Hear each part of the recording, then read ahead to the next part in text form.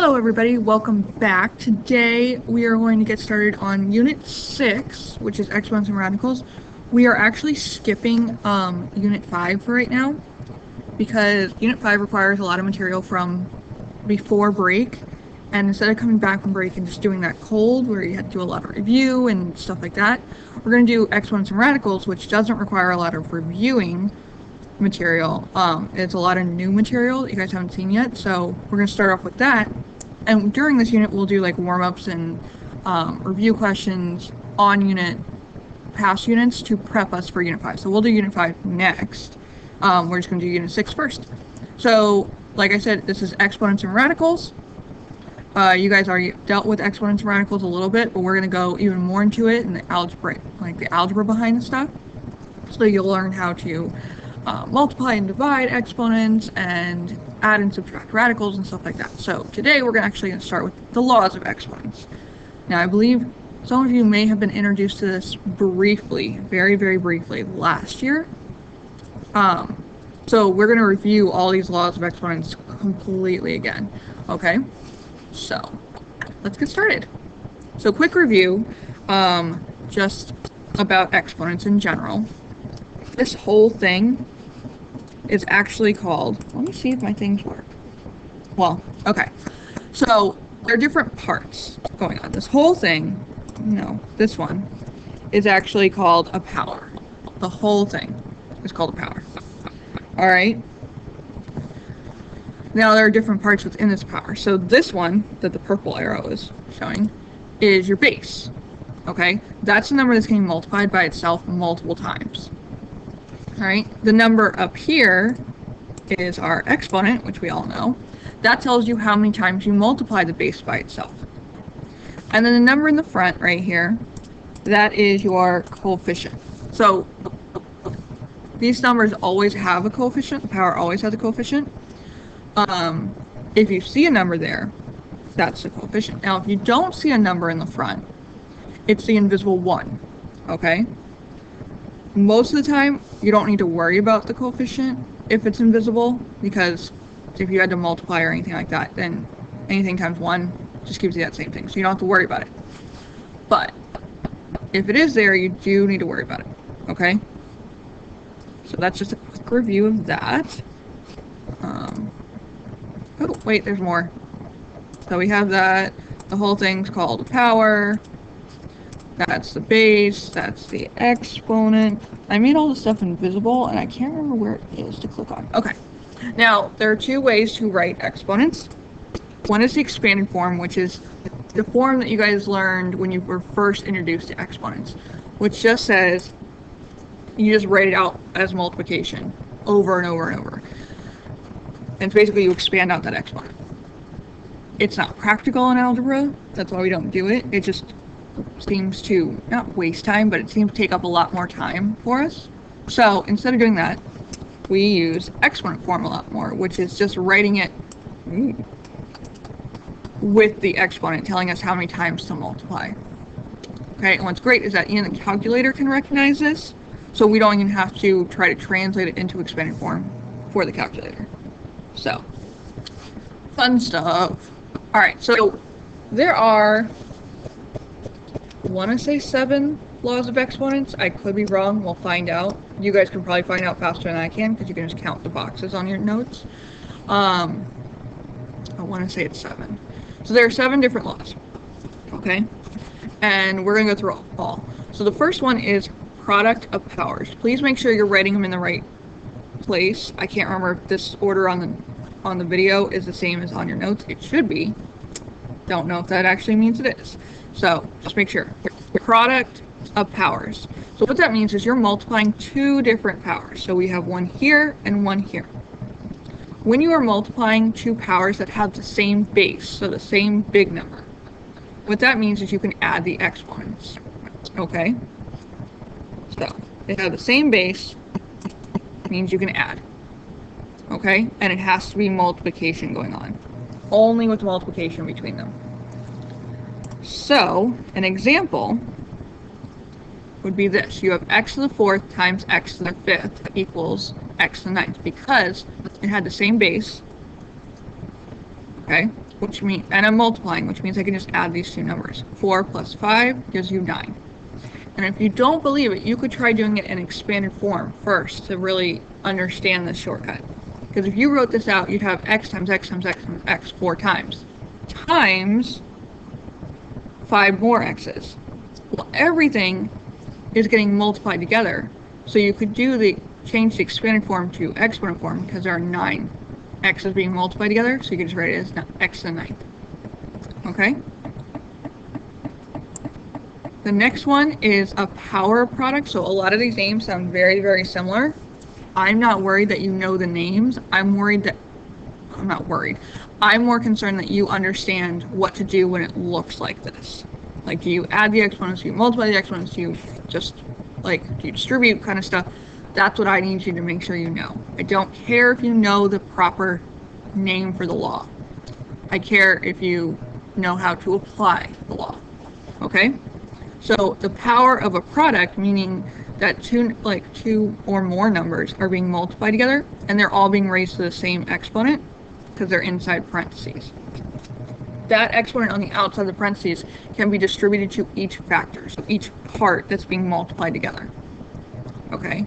It's not just variables. If there is a number in here, if it said 5b, that exponent would be applied to the 5 and to the b. Okay? So when you have things on the inside being multiplied together and an exponent on the outside, you distribute that exponent to each factor. Okay? Yeah, product is the base. So here's a couple of examples. We have x times y inside the parentheses, all being raised to the third. That 3 gets distributed to the x and to the y, so it's x to the third times y to the third. Again, you could write this in expanded form, because xy to the third means you'd write xy times xy times xy. You could rearrange it so all the x's were together. You'd have 3 x's being multiplied together, which gives you x to the third. And you'd have 3 y's getting multiplied together, which gives you y to the third. Right? Another example is with the number. So it's 4 times s happening in here. So that 2 is being applied to the 4 and to the s. So you have 4 to the second times s to the second. Well, 4 to the second you can simplify because it's just numbers. There's no variables there, so you can go ahead and simplify. 4 squared is 16. So my simplified form would be 16s squared. Okay? Law 3 is a quotient of powers, which means if you have two powers that are being divided, so it gives you a quotient, and they have the same base going on, you can subtract the exponents. Alright? So division matches up with subtraction, where multiplication matched up with addition. Okay? Think of it like when you multiply and add things, you're making things bigger, but when you divide and you subtract things, you're making them smaller. So that's how you can figure out if it matches together. Okay? So same base being divided, subtract the exponents.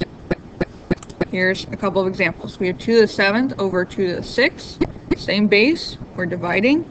So 7 minus 6 gives us 2 to the 1st, which we can simplify that. So we just get 2.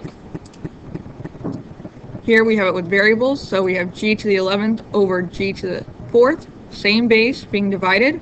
Just do 11 minus 4. You keep the same base. I don't know if you guys have noticed that. We keep the same base. And we just change the exponent. So it's g to the 7th. Okay? Law 4 is the power of a quotient. So the quotient's inside the parentheses and the exponent's on the outside. So we still have quotient is our base. So that's it's being raised to the exponent. Just like with the power of a product, you're going to distribute that exponent to both parts, top and the bottom. So distribute it out. So it's x to the m over y to the m. Here's an example. We have 3 to the 4th, or 3 over k to the 4th. That 4 on the outside is going to apply to both the 3 and the k on the bottom. So 3 to the 4th over k to the 4th. 3 to the 4th we can simplify. Whenever you can simplify the exponent because they're just numbers, do it. We get 81 over k to the 4th, and we would just leave it like that.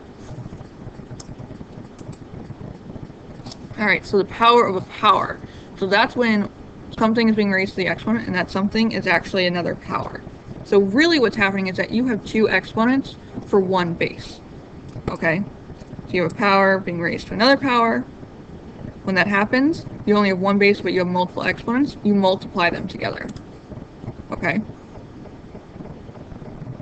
And again, you could do this in expanded form where you do whatever f is, or like whatever m is, that many times in there, and then whatever's inside the parentheses, you have to then repeat that however many times n is. So it's going to be a lot of work, or you just multiply the exponents together. Here's an example. V to the fourth times, or to the fifth, so that's two exponents for one base. You want to multiply these numbers, so 4 times 5 gives you 20, and you keep the same base. Negative exponents. So negative exponents, when you have them, if they are in the numerator, meaning that they're not in the denominator. So if it's clearly not in the denominator, it's automatically in the numerator. So this is a numerator. What that means is that negative isn't telling you to change the sign of anything. What that negative is telling you is that this isn't in the wrong place. So really what that means is that this base and this exponent, just the n, should be in the denominator. Okay? So what we have then is we move the x and the n to the bottom, and you make it positive, because once it's in the correct place, you don't need that negative sign anymore. And then if you're moving it to the bottom but there's nothing in the top, you just go ahead and put a 1 over it. Now, if it was in the bottom to start off with and it was negative, that's telling you it's in the wrong place. This x and the n should be in the top. So you move it up. Okay?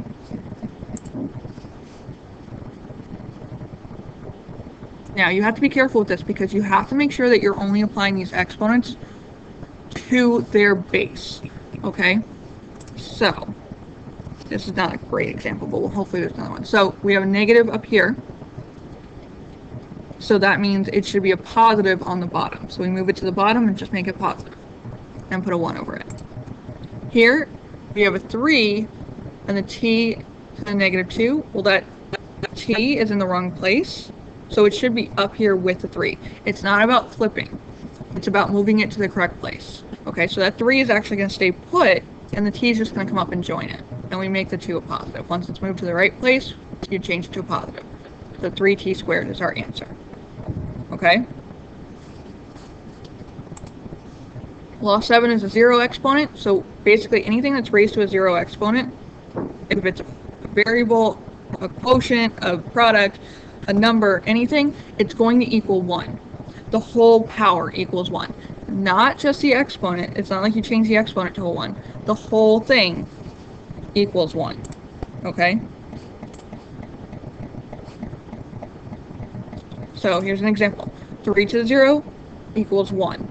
That's my answer. 1. Oop, let me move this. 3v to the 0. V is the only thing being raised to the 0.